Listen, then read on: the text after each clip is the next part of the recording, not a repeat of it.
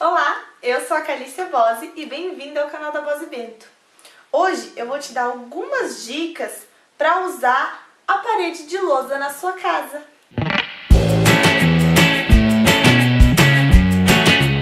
Bom, para quem não sabe, a parede de lousa ela está sendo inserida já há algum tempo na decoração, mas antes ela era usada apenas nos quadros negros das escolas. É aquela parede de giz que os professores escreviam toda a matéria para a gente copiar. Mas hoje a gente adaptou isso para a nossa decoração. E eu vou te ensinar a usar para deixar a sua casa muito mais bonita. Bom, então a princípio nós temos duas funções para a parede de lousa na sua casa. A primeira é simplesmente uma decoração para fazer um desenho bonito e deixar lá. E a outra é uma função mesmo de você escrever ali diariamente, um checklist de compras, se for no escritório, sei lá, tarefas do dia, no quarto das crianças, enfim. E a gente precisa pensar qual a finalidade dessa parede para também tomar algumas providências. Calma que eu vou explicar. Então, por exemplo, se a gente usar na cozinha essa parede de lousa, você pode usar para fazer esse checklist de receita e tal, ou somente para fazer um desenho e deixar esse desenho bonito lá. Vamos então para a primeira opção. Usar diariamente fazendo um checklist, usando para anotar receitas e esse tipo de coisa. Qual cuidado a gente tem que ter com esse quadro para poder usar ele diariamente? A limpeza. Mas como assim? Ele suja? Não é o quadro que suja, mas sim o giz. Professoras de antigamente sabem do que eu tô falando. Aquele pó de giz ninguém merece e a gente precisa tomar muito cuidado com ele para não deixar a nossa casa imunda também.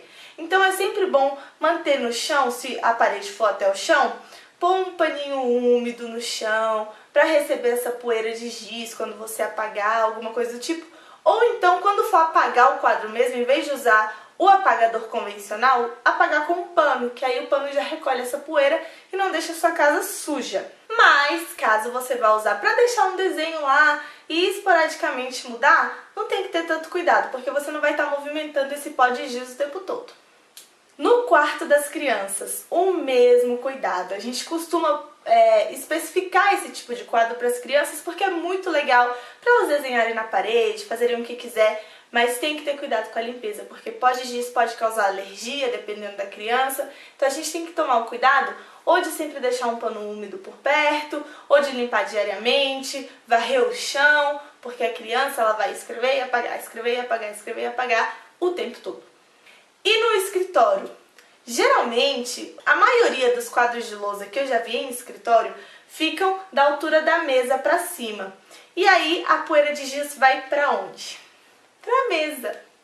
E no caso, na mesa fica o seu computador, que no caso vai ficar todo empoeirado de giz. Então eu pensando em umas soluções para a gente resolver isso, eu pensei em criar uma cavidade pequenininha assim entre a mesa e a parede, onde você possa jogar esse pó de giz, recolher ele todo com a mão e empurrar ele para esse buraquinho, essa cavidade na mesa. E aí ele vai cair no chão? Não, né? A gente vai tomar o cuidado de deixar uma lata de lixo embaixo da mesa para recolher esse pó de giz. E com esses cuidados mínimos, a gente consegue manter uma casa limpa e ter a parede de lousa mais linda do mundo, com os desenhos que a gente ama, com as coisas que a gente precisa ver diariamente, lista de tarefas, enfim. Pode te ajudar na organização ou apenas pode ser usado para a decoração da sua casa.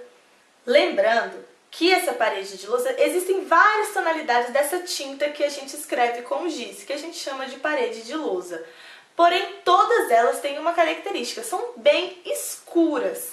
Então a gente tem que ter o cuidado de usar num ambiente que já não tenha muitos tons escuros, porque senão isso pode fechar a iluminação do seu ambiente e acaba ficando desconfortável visualmente, tá? Então sempre procure misturar essa parede de lousa com um ambiente mais claro.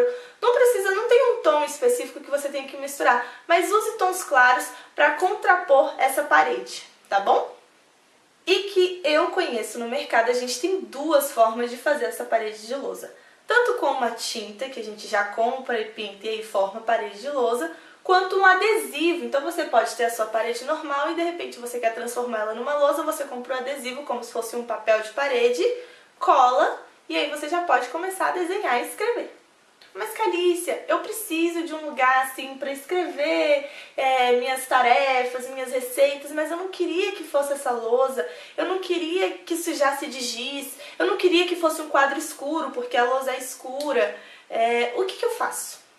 Calma, a gente pode ter umas alternativas. Por exemplo, um quadro branco. Mas não precisa ir lá e comprar aquele quadro branco de escola convencional. A gente pode criar o nosso quadro branco com um vidro. Você pega um vidro, um pedaço de vidro do tamanho da parede que for, do pedaço que você quer fazer para escrever, né, de quadro, e pode pôr uma película branca nele por trás, então ele vai ficar um vidro branco. E você pode escrever no vidro com um canetão de quadro branco normal e apagar com mão, com pano, com uma folha de papel por cima.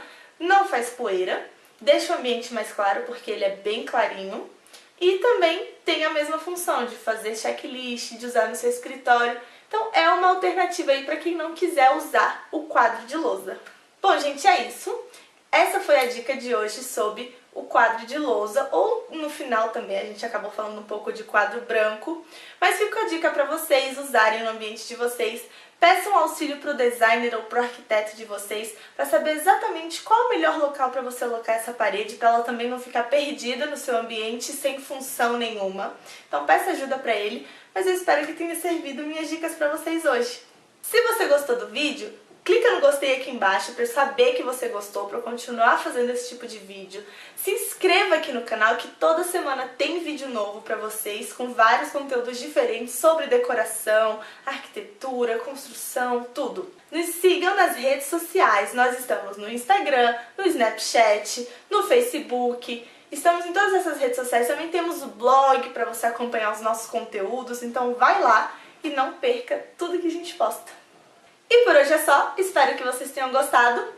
Um beijo e até a próxima!